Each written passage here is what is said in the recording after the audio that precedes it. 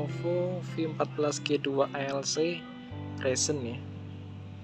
Ini modelnya, ini nggak bisa upgrade storage hard disk, nggak ada soket ruangnya. Di sini ada soket buat flexible kitnya, tapi nggak ada ruangnya karena baterainya lebih panjang nih, full dari ujung kanan ke kiri. Nah ininya soket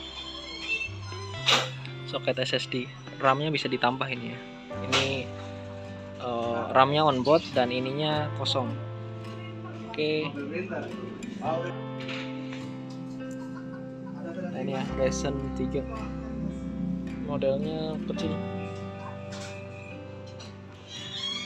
Ini tinggal tutup. Oke, cukup segitu ya. Terima kasih.